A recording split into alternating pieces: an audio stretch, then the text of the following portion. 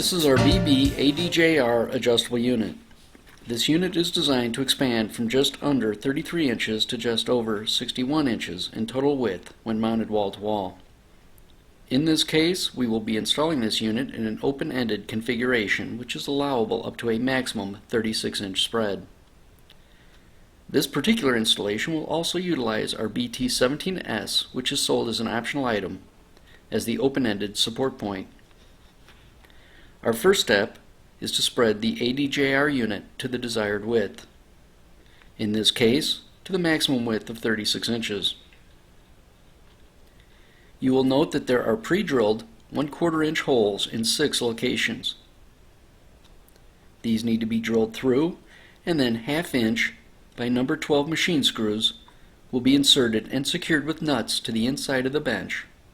These screws and nuts are supplied with the adjustable unit in the fastener bag. Using a level, you will then locate a horizontal line on the wall to locate the bottom of the bench unit's mounting position. This is usually 13 to 17 inches above the finished floor. You will also need to mark the end of the expanded unit so that you can determine where the BT17S location will be. The BT17S will be mounted in a vertical position and placed within the last 6 inches of the open end. Once our locations have been determined, we hold the units in their respective locations and mark the corresponding mounting holes on the substrate.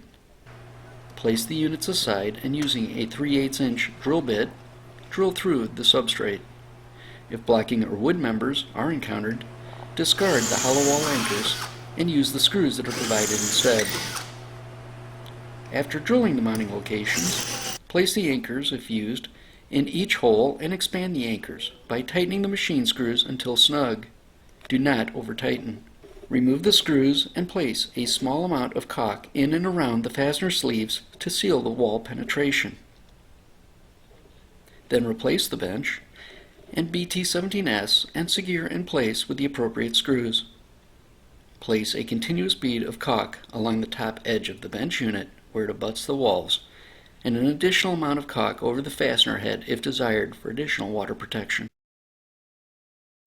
You are now ready to fill the entire unit with mortar.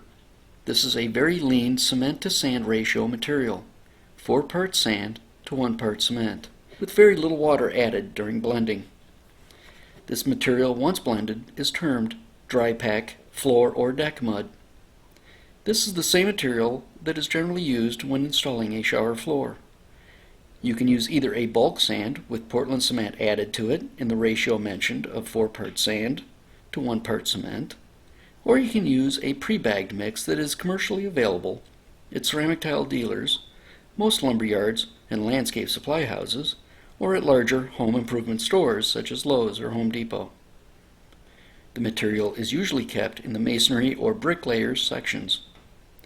You do not want to use anything that says high strength or fast setting, as these are usually indicators of a higher cement to sand ratio than is recommended for filling the Better Bench products. Place the powder mortar in a mixing container, usually a wheelbarrow or mixing box as you see here. Add an initial amount of water to the mix to begin blending. Using a hoe, square point shovel, or trowel, chop the mix well until blended evenly, adding water sparingly until all the powder has been converted to a uniform, compactable blend without a wet look.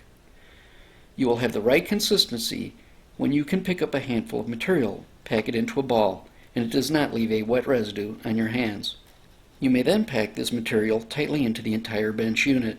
Allow the mortar to extend above the back of the bench approximately 3/8 of an inch and screed evenly to the front to allow for a sufficient amount of slope so water will not pool on the top surface of the bench after tiling.